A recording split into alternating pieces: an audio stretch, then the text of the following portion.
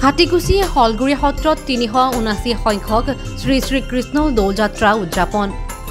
১৬৪৪ চনত স্থাপিত এখনি ঐতিহাসিক সত্ৰ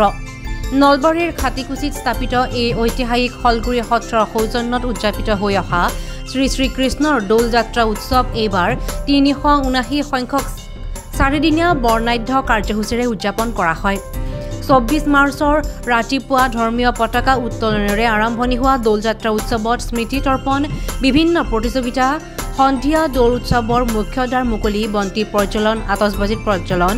দৌল উৎসৱৰ সভাঘৰৰ মূলদ্বাৰ মুকলি শ্ৰী শ্ৰী কৃষ্ণৰ মেঘদাহ নিশা অসমীয়া গীতৰ আধাৰত একক নৃত্য প্ৰতিযোগিতা আৰু সমলয় সংগীত বিদ্যালয়ৰ শিল্পীৰ দ্বাৰা হোলীৰ গীত নৃত্য প্ৰদৰ্শন কৰা হয় ২৫ মাৰ্চত ৰাতিপুৱা প্ৰাতঃ প্ৰসংগ স্থানীয় আয়তীৰ নাম প্ৰসংগ আবেলি থিয় নাম পৰিৱেশন সন্ধিয়া আমন্ত্ৰিত পাঠকৰ নাগাৰা নাম পৰিৱেশন কৰা হয় ২৬ মাৰ্চ ৰাতিপুৱা প্ৰাতঃ প্ৰসংগ আয়তীৰ নাম আবেলি জাগাৰাৰ ওজা প্ৰদৰ্শন আৰু নিশা মংগলদৈৰ আমন্ত্ৰিত দলৰ ভাওনা প্ৰদৰ্শন কৰা হয় অনুষ্ঠানৰ প্ৰতিটো কাৰ্যসূচী অতি সুশৃংখলাবদ্ধভাৱে অনুষ্ঠিত হোৱা পৰিলক্ষিত হয় এই ক্ষেত্ৰত উদযাপন সমিতিৰ বিষয়ববীয়াই সকলোকে আন্তৰিক অভিনন্দন জ্ঞাপন কৰি শলাগ লয় ৩৭৯তম শ্ৰী শ্ৰী কৃষ্ণৰ দৌল মহোৎসৱ খাটিকুছি হলগুৰি সত্ৰৰ সৌজন্যত বাৰে ৰহণীয়া সংস্কৃতিৰ মাজেৰে বিভিন্ন বৰ্ণাঢ্য কাৰ্যসূচী অতিক্ৰম কৰি আজি আমি তৃতীয় দিনৰ শেষ কাৰ্যসূচী ভাওনা গুৰুজনাৰ যি ভাওনা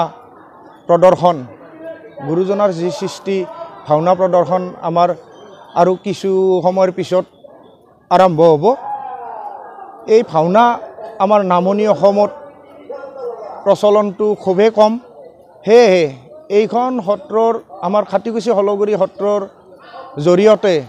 যাতে গোটেই নামনি অসমৰ যিবিলাক আমি অসমীয়া লোক সংস্কৃতি জীয়াই ৰাখিব পৰা নতুন প্ৰজন্মৰ ল'ৰা ছোৱালীবিলাকক সত্ৰ সংস্কৃতি আৰু ভাওনাৰ যি আভাস দিয়াৰ প্ৰয়াসেৰে আমি এই কাৰ্যসূচীটো এইবাৰ হাতত লোৱা গৈছে সেয়ে আমি আশা কৰিছোঁ বিভিন্ন স্থানৰ পৰা আমাৰ ভক্তবিলাক আহিছে আৰু ভালদৰে তেখেতসকলে আমাৰ সমাজত ভাওনা প্ৰদৰ্শন কৰিব আৰু এই ভাওনাৰ মাজেদি আমাৰ এই বৃহত্তৰ অঞ্চলটোৰ এটা সামাজিক দিশত এটা ভাল বাতাবৰণৰ সৃষ্টি কৰিব নলবাৰীৰ পৰা শংকৰ কলিতাৰ ৰিপৰ্ট DA 365